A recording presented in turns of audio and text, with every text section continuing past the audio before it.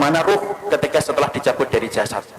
Maka kalau kita membaca dalam satu riwayat dari Bara' bin Azib, kita akan menjumpai ruh itu kalau dicabut dari jasad, maka kita harus paham, malaikat itu Pak, kalau akan mendapati orang itu meninggal dunia, maka para malaikat itu akan datang serombongan. Kemudian dalam satu riwayat hadis Rasulullah itu berkata, ketika beliau itu bersandar ke tongkat, maka beliau mengatakan istaidu min adabil qabr, berlindunglah kalian dari adab kubur. Diulang-ulang oleh Nabi sampai 3 kali. Kemudian Nabi mengatakan idza kana al-mu'min fi inqita'i minad dunya wa iqbalu minal akhirah. Seorang mukmin itu kalau akan meninggalkan dunia dan datang dalam urusan akhirat, nazala ilaihi malaikatun minal malaikah. Maka akan datang serombongan para malaikat-malaikat. Kalau yang didatangi itu adalah orang yang beriman, yang datang malaikatur rahmah bersama dengan malaikat maut. Malaikat yang mencabut nyawa, penamaan yang benar bukan malaikat Israel, tapi penamaan yang benar itu malaikat maut. Dia datang serombongan bersama dengan malaikatur rahmah. Para malaikat kemudian di mana? Fajalasu inda mudil basar. Para malaikat itu duduk sejauh mata orang itu ketika memandang. Makanya orang kan kadang-kadang kalau mau meninggal dunia begini. Itu bukan melihat tatapan kosong, tetapi dia melihat sesuatu yang tidak pernah dia jumpai seumur hidupnya. Mana malaikat itu, kalau yang akan dicabut adalah orang yang beriman, malaikat itu akan membawa 2 barang. 1, kafanun min akfanil jannah, kain kafan dari surga. 2, hanutun min hunutil miski. Dan yang kedua itu akan membawa minyak wangi yang diambil dari surga. Setelah kemudian duduk sejauh mata memandang, yang akan datang, yang turun 1, malaikat maut di atas kepalanya. Setelah dicabut semuanya sempurna, malaikat maut selesai tugasnya. Kemudian diserahkan kepada malaikatur rahmah. Kalau dia orang yang beriman, dibalut sama kemudian kain kafan yang diambilkan dari surga. Diberikan minyak wangi dari surga. Itu loh Pak, masalah pakaian itu saking pentingnya. Ruh itu aja masih dikasih pakaian. Makanya orang kalau sampai ngeremehin aurat itu kebangetan. Karena ruh saja ditutupin itu, kemudian bagaimana dengan kain kafan yang diambil dari surga. Ditutup dengan kain kafan dari surga. Lalu kemudian dibawa ke langit yang pertama. Setelah dibawa ke langit yang pertama, Rasulullah mengatakan fastaftahu lahumul bab. Mereka meminta supaya dibukakan pintu langit yang pertama. Pintu langit yang pertama terbuka. Kemudian mereka memasuki pintu langit yang pertama. Karena sesungguhnya langit itu ada 7 lapis. 1, 2, 3, 4, 5, 6, 7. Satu lapis dengan lapis berikutnya sejarak 500 tahun perjalanan. Lapis yang kedua dengan lapis yang ketiga 500 tahun perjalanan. Atasnya Pak ada pohon bidara Pak. Makanya dinamakan Sidratul Muntaha. Sidrah itu bidara, Muntaha itu puncaknya langit. Di atas langit yang ketujuh ada lautan. Dari dasarnya sampai permukaannya 500 tahun perjalanan. Di atas yang tempatnya begitu besar, itulah nanti kemudian yang menjadi salah satu tempat arusnya Allah. Maka naik itu, melewati langit yang pertama. Seluruh para malaikat gemuruh Pak, cuma kita tidak mendengar. Kita tidak pernah mendengar itu, makanya dijadikan, kenapa pendengaran kita terbatas? Kalau dijadikan pendengaran kita sensitif, malah tidak bisa tidur. Karena tiap hari kita akan mendengar omongan para malaikat, dan kita akan mendengar omongan orang ketika mati, dan apa yang disampaikan oleh para malaikat di atas langit. Dijadikan pendengaran kita terbatas karena ada banyak hikmah.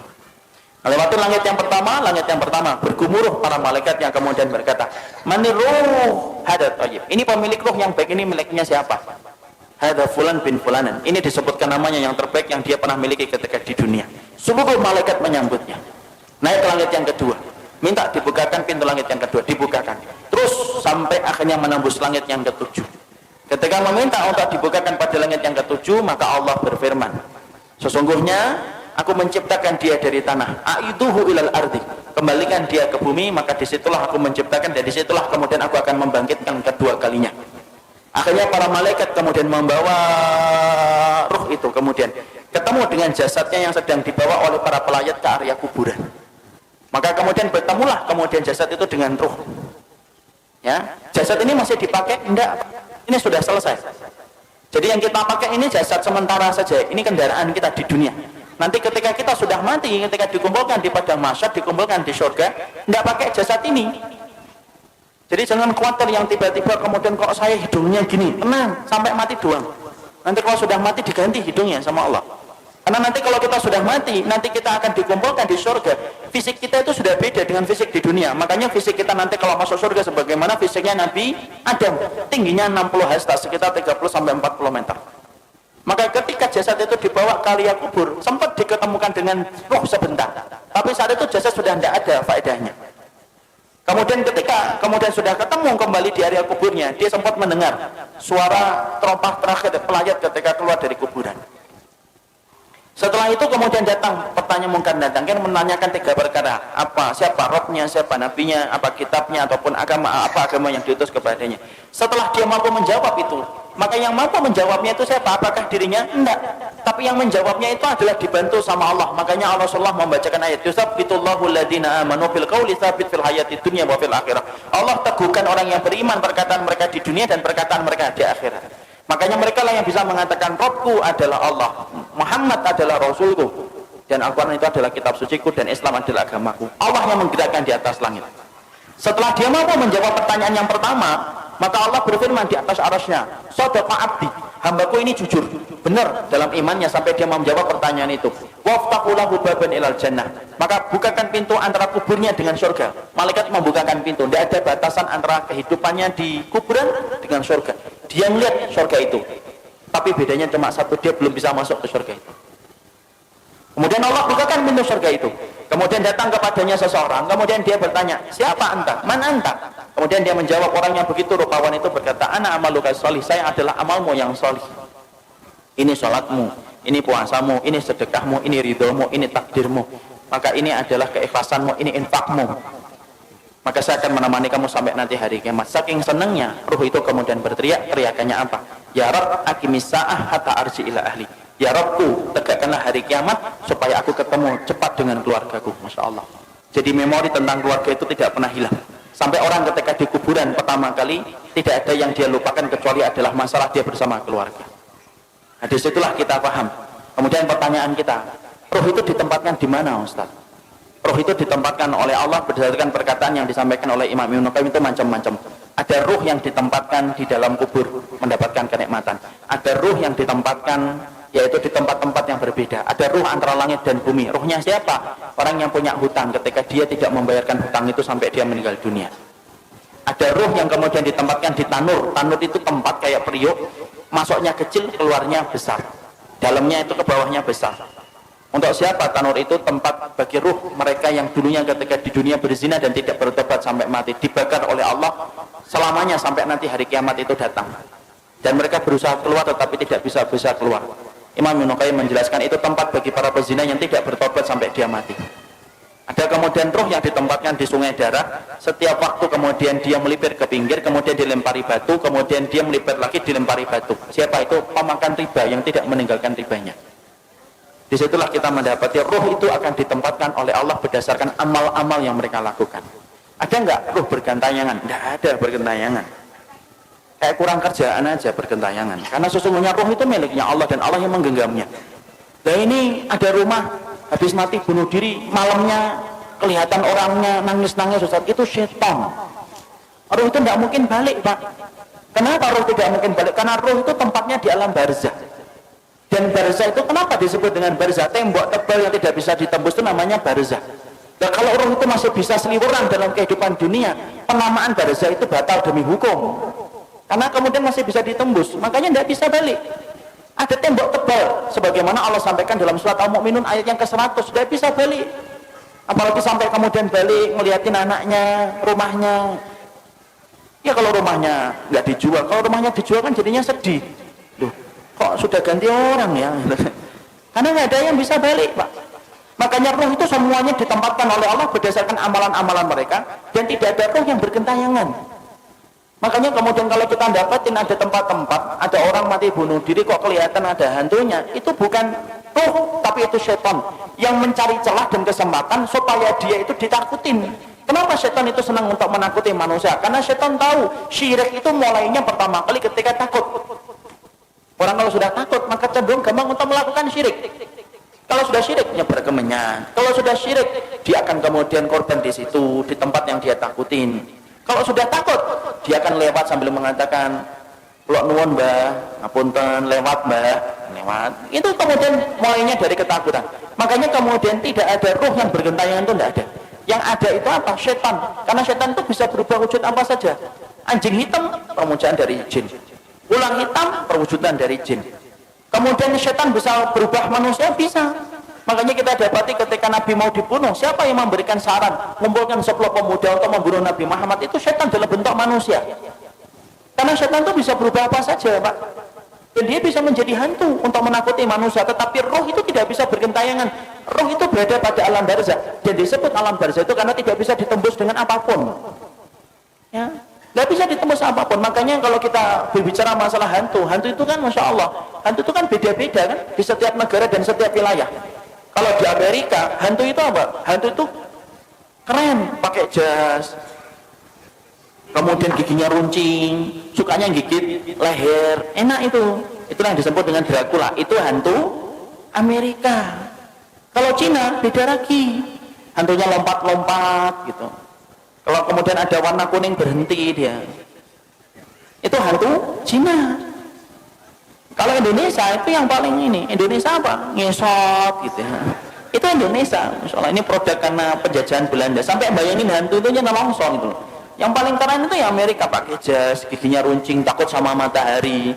Kenapa kok manusia itu ketika bayangin hantu itu beda-beda? Karena memang hantu itu hasil dari kemudian bayangan kita sendiri. Ketika setan itu kemudian menakuti kita supaya kita melakukan kesyirikan ketika sudah takut. Makanya tidak ada yang namanya roh itu bergentayangan, itu tidak ada, Pak. Kata Imam Ibnu Qayyim, roh itu ditempatkan oleh Allah berdasarkan dengan amalnya. Ada roh yang ditempatkan di dalam tembolok burung hijau. Rohnya siapa? Orang yang mati syahid ditaruh dalam tembolok burung hijau, kemudian rumahnya di bawah arsy. Arsy-nya Allah, mereka tinggal menggantung itu, kemudian mereka masuk surga di waktu pagi, kemudian pulangnya di waktu sore, tidurnya di bawah arsy-nya Allah. Ada orang salih ditempatkan di dalam tembolok burung tapi bukan hijau, dia masuk surga tetapi kemudian dia tidak bisa menikmati sebagaimana para syuhada. Ada roh yang ditempatkan ila rafiqil a'la. Makanya Nabi ditanya ya Rasulullah oleh Aisyah, ya Rasulullah apakah engkau akan meninggalkan kami? Kemudian Nabi menjawab ila rafiqil a'la, menuju kepada tempat kumpulan teman-temanku yang salih. Itu menunjukkan apa? Roh itu ada tempatnya sendiri. Makanya kalau kita bertanya apakah roh itu bisa ketemu dengan roh-roh orang lain, Imam Ibnu Katsir menjawab iya, roh itu bisa bertemu, Pak, selama mereka sama-sama mendapatkan kenikmatan. Tapi bertemunya mereka tidak ada kaitannya dengan kehidupan di dunia. Makanya kemudian Imam Ibnu Katsir itu mengatakan innal arwah muqassamatun ila qismain. Roh itu terbagi menjadi dua.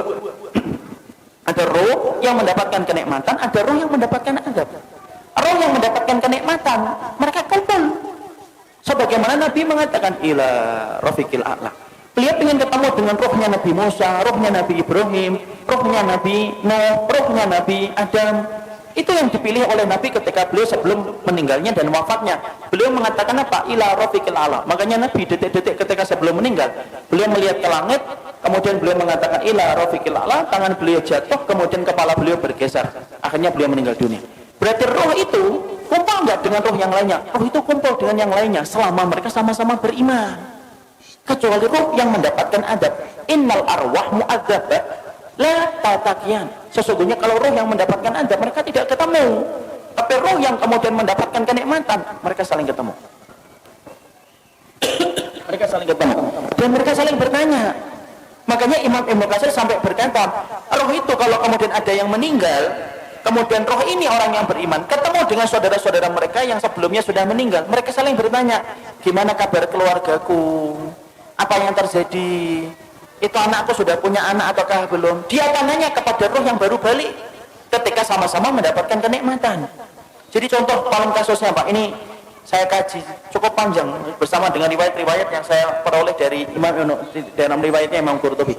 Saya ini misalkan dalam rumah saya, ibu saya meninggal 4 tahun yang lalu. Ibu saya meninggal 4 tahun yang lalu.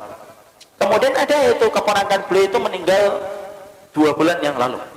Ini kalau sama-sama beriman, sebagaimana keyakinan dari Ahlus Sunnah, Imam Qurtubi, Imam Ibnu Qayyim, itu ibu saya, insya Allah kalau beliau mendapatkan kenikmatan di alam kubur, akan ketemu dengan keponakannya, sepupunya.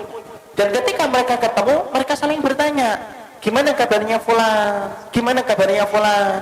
Fulan gimana? Bagaimana desa di sana sekarang? Kenapa mereka bertanya tentang keadaan keluarganya dan keadaan kampungnya? Karena mereka sudah terputus kabarnya dari kehidupan di dunia. Makanya inilah yang menjadikan kita akhirnya memahami, ternyata roh itu, dia itu ada yang mendapatkan kenikmatan, dan di antara kenikmatan itu akan dipertemukan dengan roh-roh yang beriman. Sebagaimana kita nanti dalam di urusan akhiratnya di surga, kita akan dipertemukan dengan teman-teman kita yang dulu menemani kita dalam kebaikan ketika berada di surga. Sama, roh pun sama, Pak. Jadi di sini kita paham tidak ada roh bergentayangan, tapi roh itu mereka akan mendapatkan tempat yang disebut dengan tempat barzah. Disebut tempat itu barzah karena tidak bisa ditembus dengan apapun, dan roh yang mendapatkan kenikmatan saling bertemu dengan roh-roh orang yang beriman yang juga mendapatkan kenikmatan. Jadi misalkan di sini di Tangmangu ini, kalau ada yang sudah meninggal gitu, kalau yang meninggalnya baik, ternyata di kuburan dia mendapatkan kenikmatan, ada saudaranya juga yang meninggal lebih dulu kemudian mendapatkan kenikmatan, itu saling ketemu. Itu saling ketemu dia. Dan itu mudah bagi Allah. Makanya Imam Ibnu Katsir itu menyampaikan itu mudah bagi Allah, karena itu merupakan bagian dari kenikmatan yang Allah berikan sebelum mereka menunggu urusan akhirat ketika kiamat ditegakkan oleh Allah. Nah itulah yang menjadikan akhirnya Masya Allah ya.